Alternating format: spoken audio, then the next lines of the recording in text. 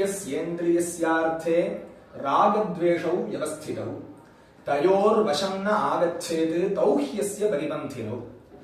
பகவான் கீதையில நமக்கு நிறைய உபதேசம் பண்றார்.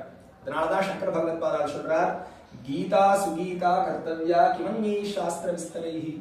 இது மாதிரி நமக்கு கீதா மகாத்மியங்கள்லாம் சொல்றது.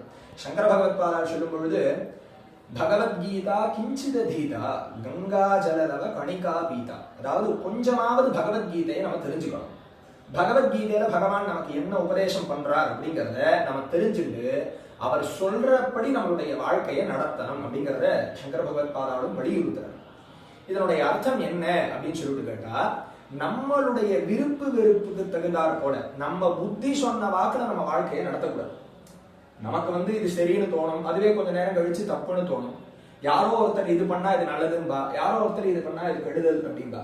சோ என்ன வேணா நமக்கு தோணினதெல்லாம் நம்ம வாழ்க்கையை பண்ணிடலாம் அப்படின்னா அப்படி கிடையாது. நம்ம செய்யக்கூடிய செயல் எப்படி இருக்கணும் அப்படின்னாக்கா, தஸ்மாத் சாஸ்திரம் பிரமாணந்தே காரியாகாரிய வியவஸ்திதௌ.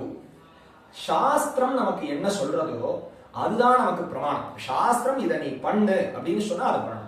சாஸ்திரம் இதை நீ பண்ணாத அப்படின்னு சொன்னா அதை நம்ம பண்ணக்கூடாது. புரியுறதா? சோ நமக்கு சாஸ்திரத்தின் மூலியமா பகவான் நம்ம கிட்ட பேசுறாரு. புரியுறதா? இதை எது பண்ணு, டூஸ் அண்ட் டோன்ஸ் நம்ம சொல்றோம் இல்லையா, இது நம்மளுடைய வாழ்க்கையை மேன்மைப்படுத்திக்கிறதுக்கு உதவக்கூடிய ஒரு வழி.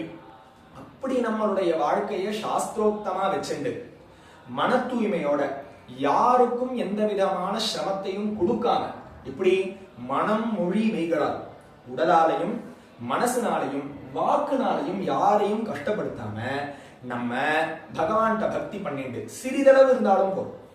புரியுறதா? அதாவது ஸ்வல்பமப்யஸ்ய தர்மஸ்ய திராஜதே மகதோ பயாத் அப்படின்னு சொல்றது சாஸ்திரம்.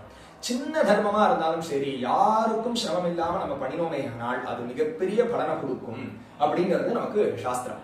அதனால எல்லாரும் பகவான்கிட்ட விஸ்வாசத்தோட நம்பிக்கையோட இருக்கணும். நம்ம பண்ணக்கூடிய காரியம் சின்னதா இருந்தாலும் அதை நம்பிக்கையோட பண்ணணும். நம்பிக்கையோட பண்ணாம பகவான் எனக்கு அனுகிரகம் பண்ணலன்னு சொல்லி எந்த விதமான பிரயோஜனமும் இல்லை. நம்பிக்கைக்கு ஏற்றவாறு பகவான் அனுகிரகம் செய்வார் அப்படிங்கிறத புரிஞ்சுக்கணும்.